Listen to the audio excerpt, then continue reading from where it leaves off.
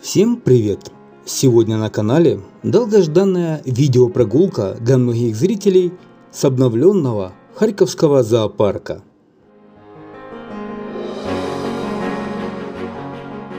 Мы, харьковчане, очень долго ждали это событие. И вот 23 августа 2021 года Харьковский зоопарк распахнул свои двери после масштабной реконструкции. И сегодня в этом видео мы вместе посмотрим на обновленный зоопарк. Прогуляемся по нему, посмотрим тех зверей, которые доступны к посещению, и увидим все основные локации зоопарка. Вход в зоопарк пока бесплатный, но исключительно по пригласительным. И несмотря на это, людей в зоопарке достаточно много.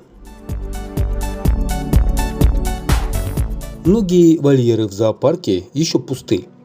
Некоторым животным нужно больше времени на адаптацию, привыкнуть к новому месту обитания, привыкнуть к людям и новому образу жизни. Новый зоопарк разделен на такие зоны: Королевство слонов, Дикая Австралия, Дальний Восток, Тропа Тигра, Планета обезьян. А вот, кстати, и наши любимые обезьянки. Давайте понаблюдаем за ними.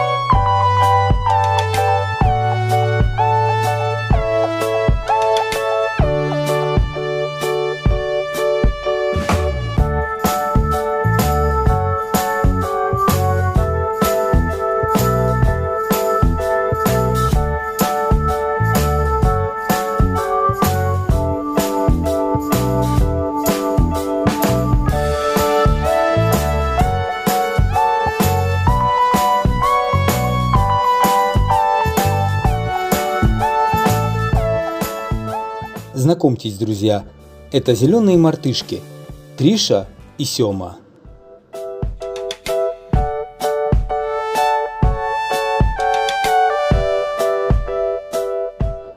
Как зовут третью обезьянку, я, к сожалению, не знаю.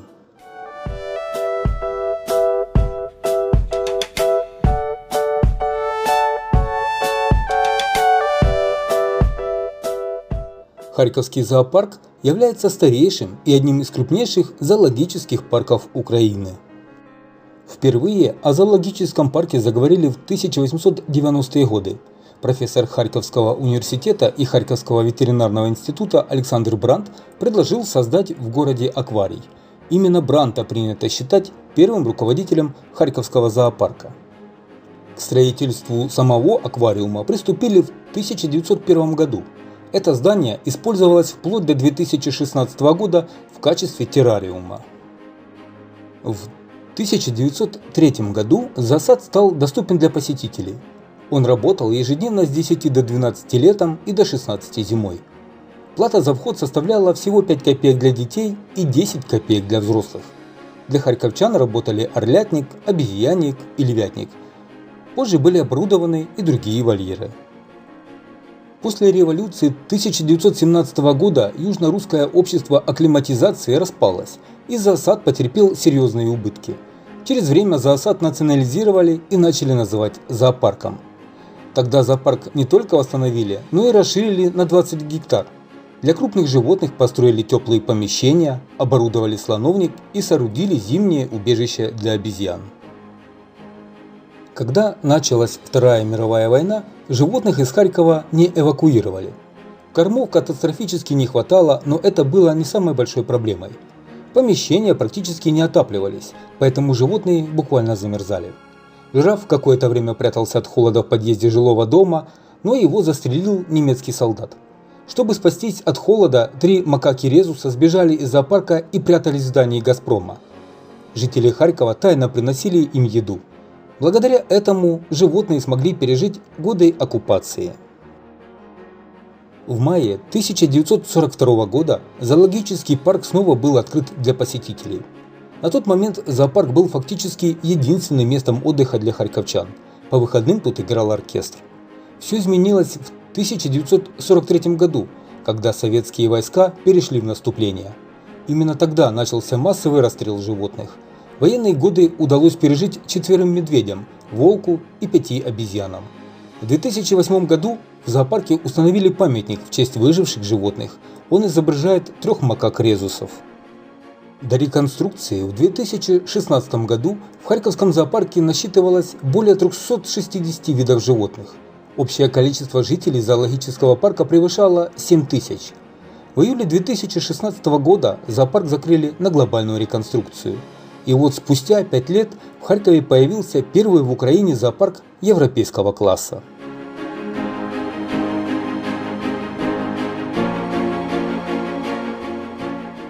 Сейчас вы можете наблюдать вольер полярного волка.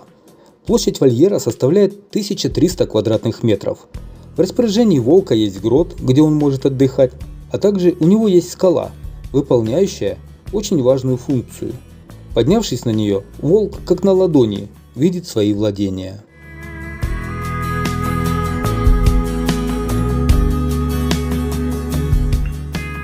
А это открытый вольер для рысей, площадью более 500 квадратных метров.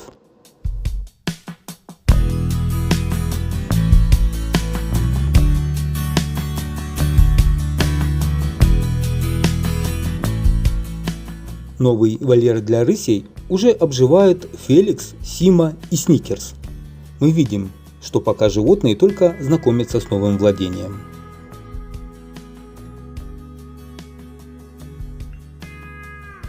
Мне очень понравился обновленный Харьковский зоопарк. В новом зоопарке минимум вольеров и максимум пространства для обитания животных и прогулки посетителей. За животными можно наблюдать на максимально близком расстоянии. Именно вот так сейчас выглядит вольер для медведей. Территория просто огромная, а до этого он жил в бетонном вольере размером в 120 квадратных метров.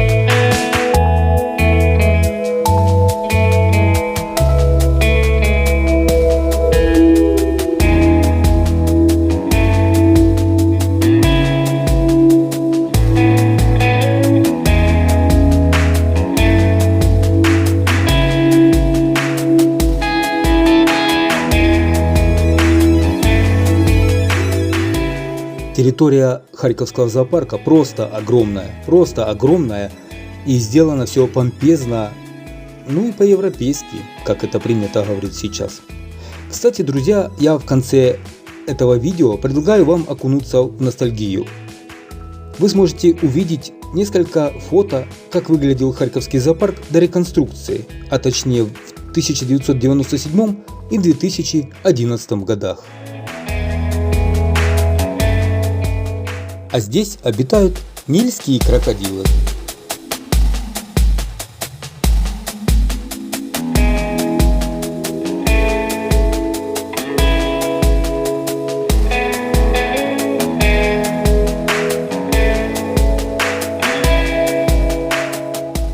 Лично мое мнение, что благодаря масштабной реконструкции Харьковский зоопарк стал объектом восхищения и настоящей жемчужиной не только первой столицы, но и всей Украины.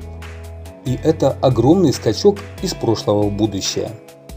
Дорогие зрители, хотелось бы узнать ваше мнение.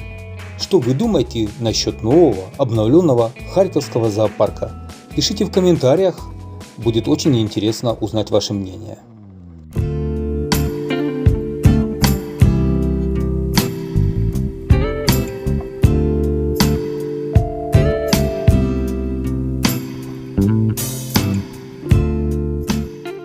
В скором времени в Харьковском зоопарке обещают также открыть контактный зоопарк и океанариум.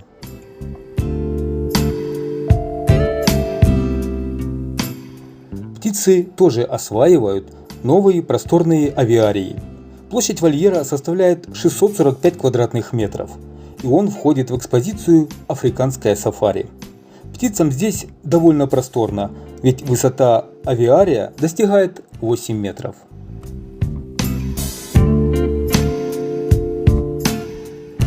И еще немножко интересных локаций зоопарка.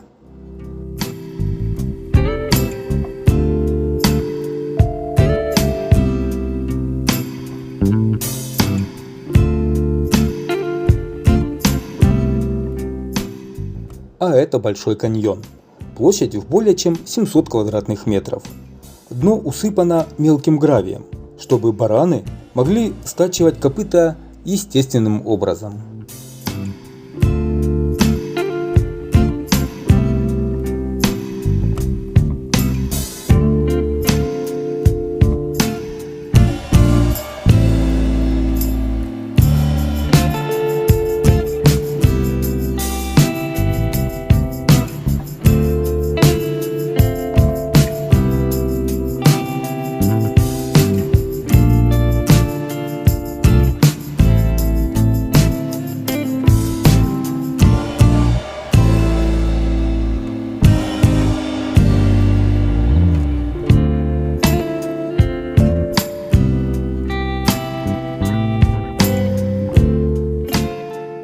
А это, если я не ошибаюсь, вольер, где обитают кошачьи лемуры.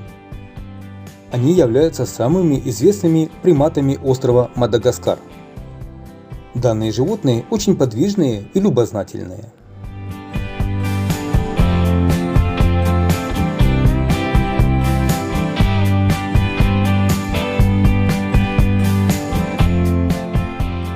Ну а это сурикаты. Отличительная черта этих изящных зверьков – их лапы, вооруженные длинными крепкими когтями, с помощью которых сурикаты добывают пищу и копают глубокие норы. В семье сурикат царит матриархат. Главная самка выбирает нору, в которой будет жить семья, место кормежки, и самое главное, лишь она имеет право рожать детенышей. Доминирующий самец образует пару с главной самкой и становится отцом ее малышей.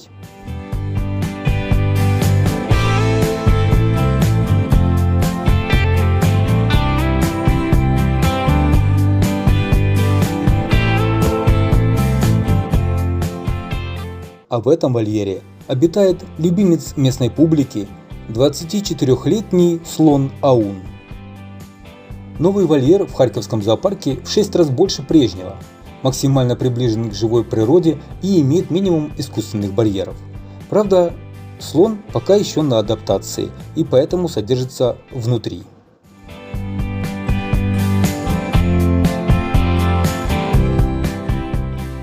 Ну а кто находится в этом вольере, вы сами прекрасно все поняли.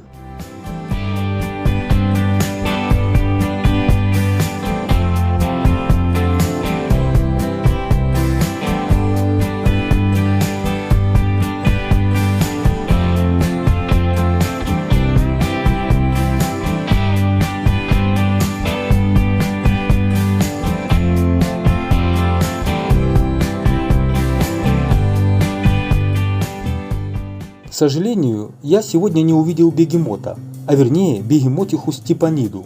Она еще осваивается в своих апартаментах и неохотно выходит к людям. Поэтому сегодня без нее. Ну а перед вами фазан.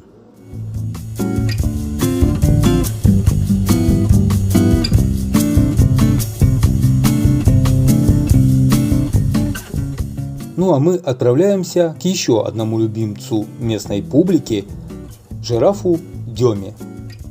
Жирафу Демьяну всего лишь 10 месяцев, и приехал он к нам в Харьков из Одессы 1 июня. Сейчас пока еще Демьян на адаптации. и крайне неохотно подходит к людям.